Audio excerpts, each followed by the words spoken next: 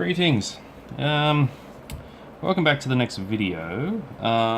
This one is not going to be so super exciting, but I just want to show you where I'm up to, which is not much further than the last one. Mostly because I've been delayed on account of getting some paints and just starting the assembly process.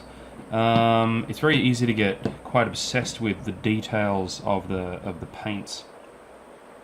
Getting the exact right one, even though variation, I think, really was the thing in the actual colors of the planes at the time. But nevertheless, I've been waiting for today to get some paints from the local model shop, which I have, and so I'm almost ready to start the next part of the process. I've also invested in a extremely cheap camera holder, which may collapse at any point, but it at least allows me to free up both my hands. So where am I up to? So we're still on the first page, first item, and that's just the assembly of the central cannon in the floor of the cockpit. So you can see here, I've put. Get it closer there. I've assembled that and given it just a base coat of primer, and that's this part here. So nothing particularly amazing, but wear away. I've also picked up some paints, some Vallejos, there we are, for the airbrushing, and some Tamiya paint as well, some dark iron. Going through the paint guide here, which comes with the kit. As you can see here, it provides the actual colors themselves, plus the Mr. Hobby, Vallejo, Model Master, Tamiya or Humbrol codes, some of which aren't actually there. But what I've gone on is as you can see here, the RLM colors. So RLM is basically the Luftwaffe colors, which they used back in the day from 1933 to the end of the war, 1945. And what does RLM mean? It means, well, it stands for Reichsluftfahrtministerium, so it's basically the air ministry of the Third Reich, which is why it finished in 1945 when they did.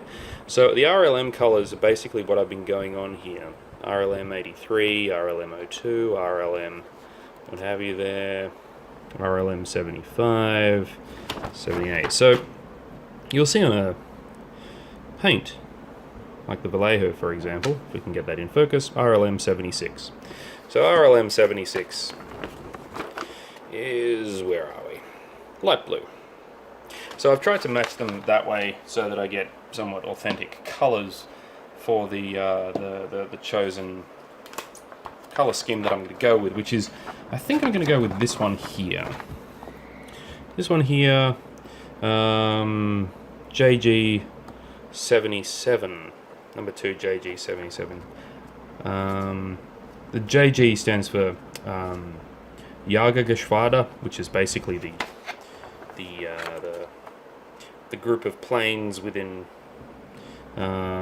essentially like a large group within which smaller subgroups of planes were organized within the Luftwaffe. And work number 330176. Yeah, fascinating stuff. So this is the color one I'm going to go with. I'm going mostly with this one. The rationale behind that is that I've got all aspects shown. This one's quite nice, but they only show the sides, so I'd have to go hunting around for the top and the bottom paint schemes, even though that'd be pretty straightforward. Don't really need. And then this one is quite nice, but it's an unknown unit, so I'd rather go with a known unit. So I've decided to go with this one.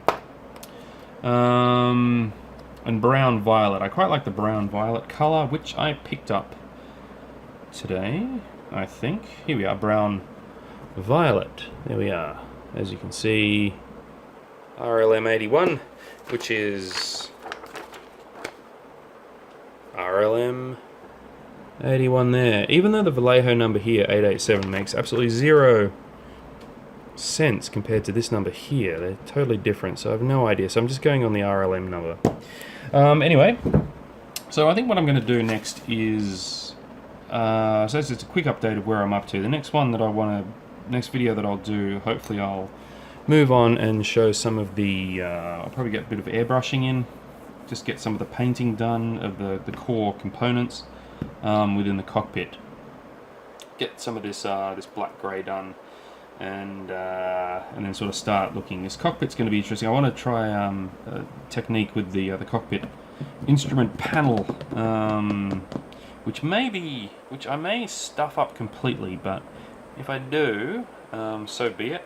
And then, yeah, so we're basically still working on the cockpit section.